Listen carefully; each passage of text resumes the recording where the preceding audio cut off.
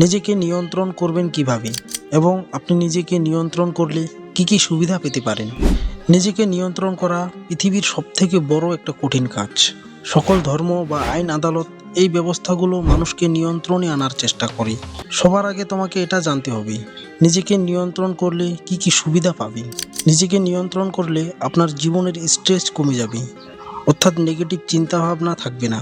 তোমার লাইফ একদম stress free হয়ে যাবে।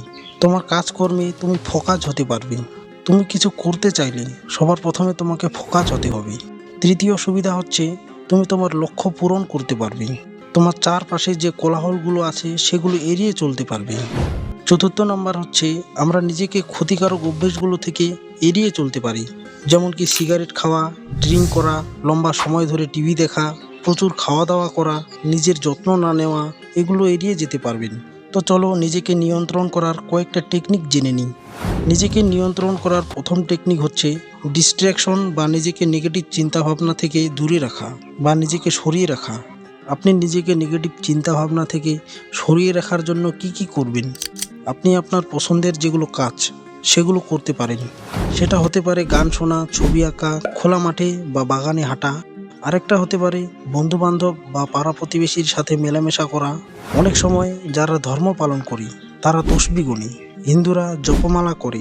এ জাতীয় তসবিহ গোনা, জপমালা করা, এটাতে একটা ধর্মীয় দিক আছে, কিন্তু এটা আপনাকে নেগেটিভ আবেগ এবং নেগেটিভ চিন্তাভাবনা থেকে দূরে রাখে।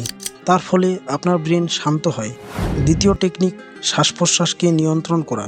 আপনাকে পেট দিয়ে শ্বাস নিতে হবে, আর শ্বাস নেওয়ার সময় তোমার পেটের উপর একটা হাত রাখতে হবে, যাতে শ্বাস নেওয়ার সময় তোমার হাতটা উপরে ওঠে। এর ফলে তোমার ফুসফুস বেশি প্রসারিত হবে আর তোমার ব্রেনকে রিল্যাক্স রাখবে। নাম্বার 3 টেকনিক হচ্ছে বিহেভিয়ার আইডেন্টিফাই করা। ধরুন আপনি রেগে যান, রাগের আগ মুহূর্তে কি ঘটলে বা কোন আচরণটা করলে রেগে যান, বা কোন মানুষটার সামনে গেলে রেগে যান, বা কি ধরনের ইন্টারেকশন বা কোন ধরনের কথাবার্তা শুনলে আপনি রেগে যান। যদি আপনি সেটা আইডেন্টিফাই করতে পারেন তাহলে নিজেকে নিয়ন্ত্রণে আনতে পারবেন।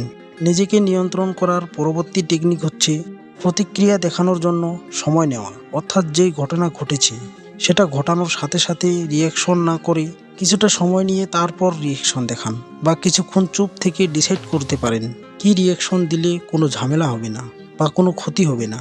এটা করলে নিজেকে নিয়ন্ত্রণে আনতে পারবে আর নিজেকে কন্ট্রোল করতে পারবে।